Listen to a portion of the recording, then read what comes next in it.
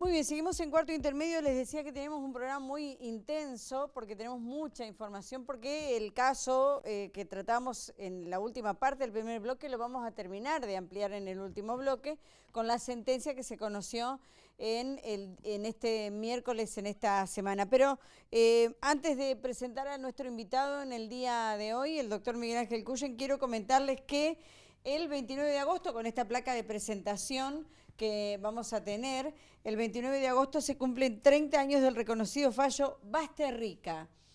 En el año 1986, la Corte Suprema de Justicia de la Nación emitió el fallo que sentó las bases jurisprudenciales de respeto y promoción de los derechos de las personas que usan drogas prohibidas. Es así, Néstor y Marcelo. Y lo voy a presentar para esto, y lo presento y después mis compañeros van a quedar a disposición del doctor, y el doctor a disposición de ellos. Voy a presentar al doctor Miguel Ángel Cuyen, uno de los abogados penalistas más reconocidos, toda una institución, y se lo digo públicamente, cada vez que el doctor Cuyen realiza un alegato o participa en los tribunales, se llena de colegas suyos para verlo. Parece ser que le tienen mucho respeto y bastante, digamos, toman como punto, digamos, para su trabajo también todas las cosas que usted realiza en tribunal, y es por eso que es un gusto tenerlo acá. Muy buenas noches, bienvenido. Gracias. Muchísimas gracias. Bueno, muy bien. Se pone colorado. Chicos, el Sí, doctor Cuyen. así es, Claudia. Vamos a darle un poco de contexto a este fallo que, como decía la placa, sentó las bases jurisprudenciales de respeto de los derechos de las personas que son usuarias de sustancias prohibidas por las autoridades sanitarias. Para recordar un poco lo que era el contexto político-social de la Argentina en aquel momento, estábamos hablando de la presidencia del doctor Raúl Alfonsín. La democracia en Argentina se había recuperado hacía apenas 3 años. El consumo de drogas no era el problema que es hoy actualmente para las autoridades y para las sociedades, con la complejidad que eso implica. Estamos hablando de una sociedad en la que un plan económico, el plan austral, comenzaba a perder el consenso social con el que fue lanzado. Como datos de color tenemos que la vieja Dirección General Impositiva informaba que solo el 13% de las personas que debían tributar impuestos lo hacían. La CGT, en aquel momento liderada por Saúl Ubaldini, lanzaba 2 paros nacionales, 2 paros generales. La Cámara de Diputados aprobaba la ley de divorcio, una ley que la Iglesia resistió activamente y motivó que presionara a la Cámara de Senadores diciéndole que si aprobaban, si daban sanción definitiva a esta ley, le iban a negar los distintos sacramentos que la Iglesia concede. Otro de los temas que concitaba la atención de la opinión pública era la propuesta del Poder Ejecutivo de iniciar una reforma de la Constitución y por ende trasladar la capital federal a Viedma. La selección argentina salía por segunda vez campeona del mundo. Moría en Ginebra Jorge Luis Borges, y la historia oficial era ganadora del Oscar como la mejor película extranjera. Esto, sintéticamente, eran los temas que concitaban la atención de la opinión pública en 1986, cuando la Corte Suprema de Justicia decide dictar este fallo que se disparó cuando Gustavo Basterrica, que fue guitarrista de la segunda formación de Los Abuelos de la Nada, aquella legendaria banda de rock que le dio alegría a una Argentina que venía de un largo pozo político, institucional, generado por la dictadura, con sus 30.000 desaparecidos. Los Abuelos de la Nada empezaron a ponerle un poco de música, color y alegría a una sociedad que venía asqueada de violencia, saturada de violencia institucional. En ese contexto es que se da este fallo de la Corte Suprema de Justicia, y el lunes próximo, 29 de agosto, se cumplen 30 años de ese fallo.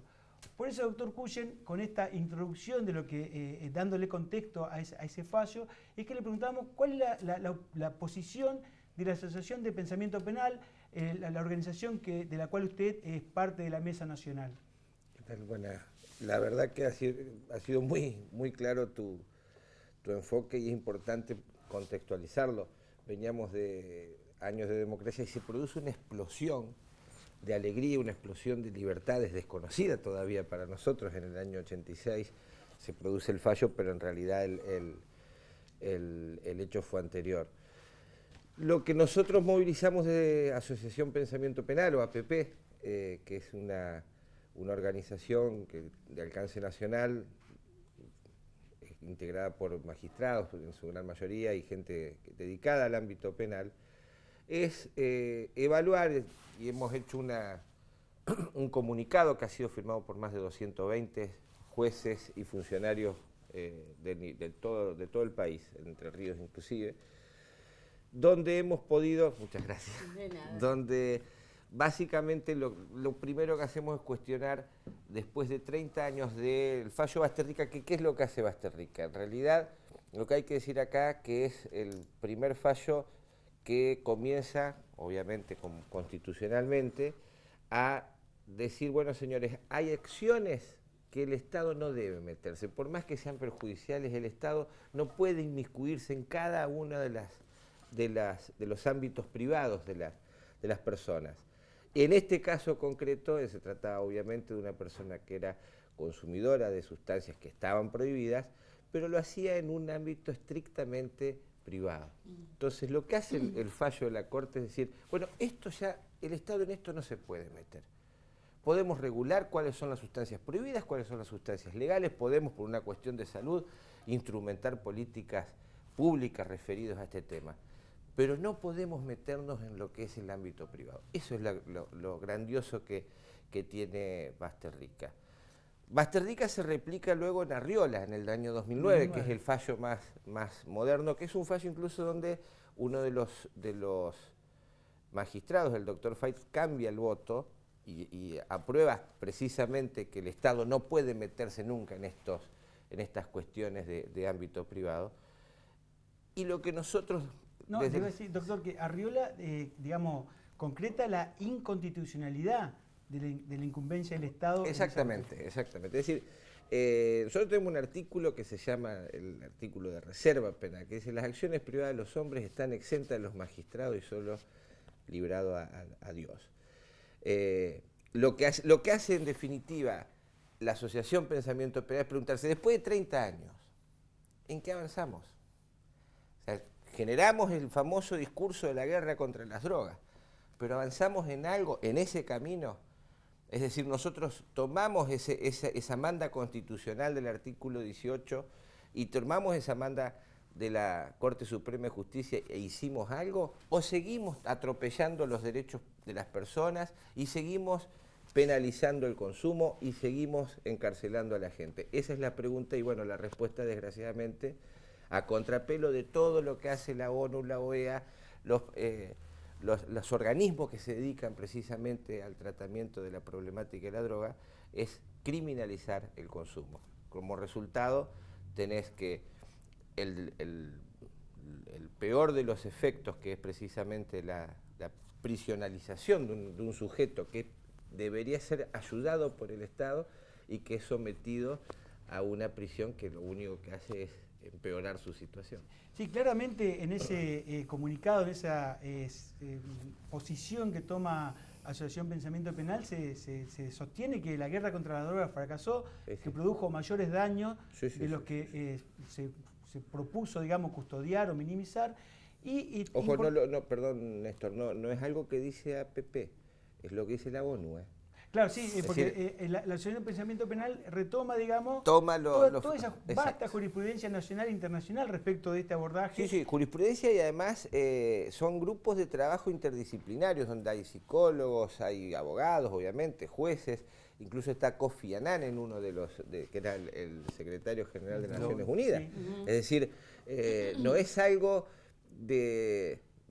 Que uno pueda decir, bueno, es un grupo de improvisados que está estudiando. No, son gente que está estudiando el fenómeno droga porque está tratando de solucionarlo, no es porque quiera fomentar que haya más droga, sino solucionar el conflicto. Y lo que se dio cuenta es que, básicamente, la criminalización, por ejemplo, del consumo, hace que ese sujeto que tiene una adicción nunca pueda ser tratado, porque si va al hospital inmediatamente el médico avisa, acá tengo un delincuente que es un consumidor Claro. de droga, porque según la ley es un delincuente, entonces al hospital no va, si va a un o sea, lo excluye de todo ámbito de cuidado, que es precisamente donde Sí, debería de estar. posibilidad de abordaje. Posibilidades de abordaje terapéutico. Y exactamente. esas conclusiones a las que ustedes llegan a través de esta asociación, digamos, ¿a dónde se elevan para que se tomen conocimiento? Porque Claro, si usted está diciendo totalmente. que en un hospital la persona que llega con, digamos, con una dosis que ha consumido una sustancia en su casa, que a lo mejor Una sobredosis. una sobredosis de cualquier otro tipo de sustancia, que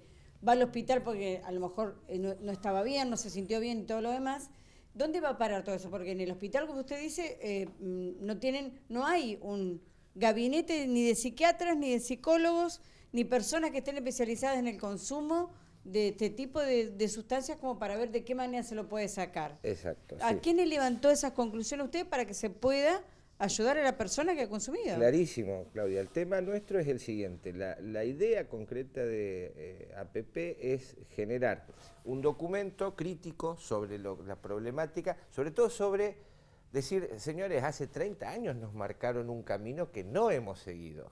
Y lo hizo la Corte Suprema, que en definitiva es el máximo tribunal, más allá de las opiniones que cada uno tenga de ella. Es decir, ¿y qué es lo que ha sucedido? Ha mejorado el no seguir el camino que nos marcó la Corte, mejoró la cuestión. Y contestando un poco la pregunta, Claudia, ese comunicado firmado por más de 220 jueces de todo el fuero, de federales, provinciales, a lo largo de todo el país, jueces, magistrados, defensores, fiscales, lo que está haciendo es tratar de elevar un mensaje claro a la legislatura, para que la legislatura descriminalice el consumo de sustancias, permitiendo un abordaje íntegro, porque ustedes dan el caso de la sobredosis, obviamente que ante una sobredosis, ante un hecho concreto, va a haber una respuesta médica, eso seguro. El problema es aquel que tiene un problema, que no se lo cuenta al padre, por ejemplo, un joven, no se anima a contárselo al padre, porque obviamente es algo tabú, es algo, pero bueno, la adicción la tiene, alguien le tiene que dar respuesta. Entonces, tampoco puede ir al hospital a alguna sesión, alguna terapia, alguna cuestión, porque no estamos preparados. ¿Por qué? Porque estamos precisamente... Pero hoy en día las madres que vienen a tribunales a pedir que Oh, por favor es le internen impresionante, los es hijos. Pero y bueno, dicen, pero es no una tenemos internación lugar. forzosa, siempre Sí. se termina... ¿Por qué? Porque el abordaje nunca es previo. ¿Y por qué es eso? Porque no se lo trata como una cuestión de salud, que es realmente donde... Claro, es el donde cambio de paradigma, exacto, digamos, del sino cambio como de un la delito. guerra. Hoy, a pesar de... Exactamente, abordaje de la bueno, ese salud. es la Para, síntesis, para, digamos. para explicarle más que nada a la gente, hoy en día, a pesar del fallo de la Corte, el que decide si la cantidad de marihuana que vos tenías en el bolsillo era para consumo personal es el juez. Sí, claro, pero hay que entender una cosita, Marcelo. El fallo de la Corte no modificó ninguna ley. Claro. Es decir, el fallo de la Corte Por eso lo lo único que que ustedes dice, en la causa Arriola, con las características que tenía la causa Arriola, que era un pibe que lo abordan y que le encuentran dentro del bolsillo, o sea, no estaba haciendo nada en público ni nada. Lo Que abordan encima en la policía, lo encuentran. soportó vejámenes dentro Sí, de todo, es de la decir, celda. una cosa tremenda. La pasó muy mal. Claro, sería Exacto. bueno explicar cómo fue el caso para que la Claro, gente lo pueda esa es la entender. causa Arriola. La causa Basterrica es lo que Tiene otra contaba, es característica, otra. sí. Pero lo que yo quiero decir es, en cada caso particular, la Corte dice, miren, en esta oportunidad, la aplicación de este articulado de la ley es violatorio de una garantía constitucional. ¿Cuál es la garantía constitucional? Que el Estado no se va a meter en mi vida si yo no causo ningún tipo de daño y De si lo hago en daño. forma privada. Seguro. Esa es la garantía. La Constitución me dice, usted que dice tranquilo vive en un Estado de Derecho, no en un Estado dictatorial donde el Estado puede hacer lo que quiera con usted, con sus hijos, con su familia, con los bienes, con lo que quiera. Esto es un Estado de garantía.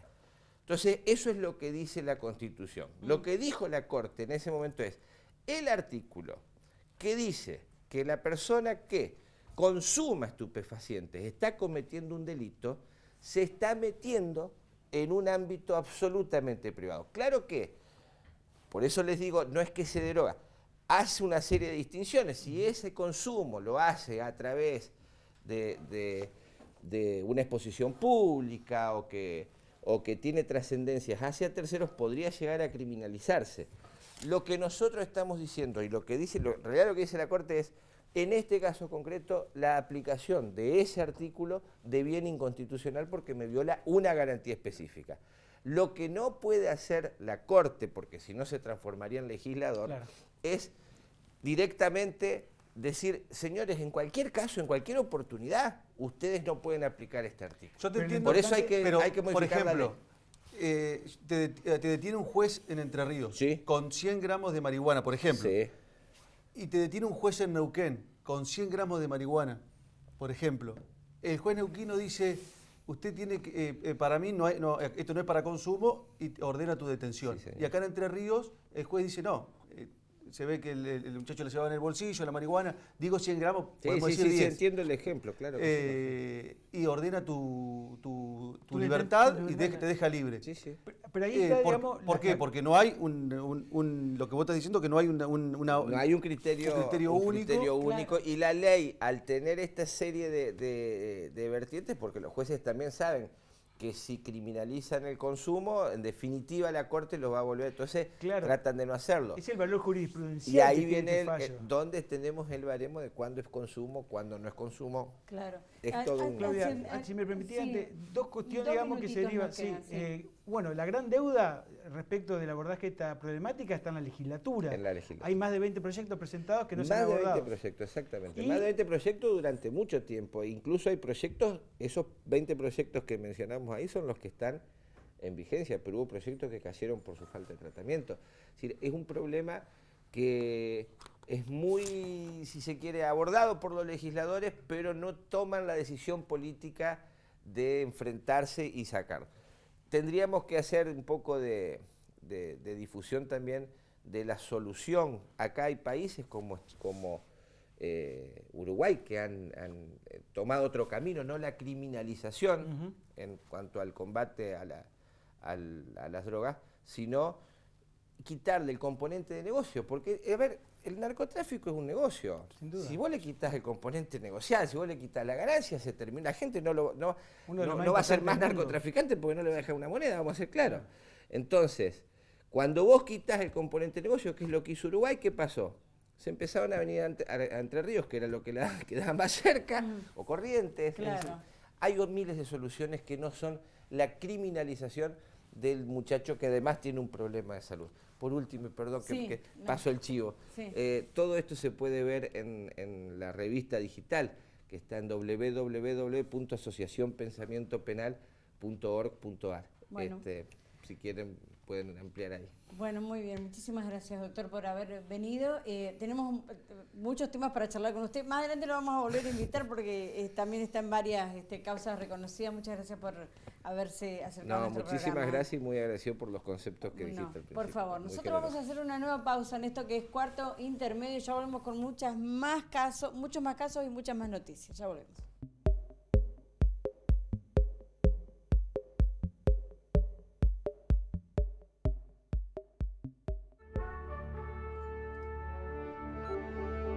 ¿Es lógico que si estás sin efectivo no puedas comprar nada?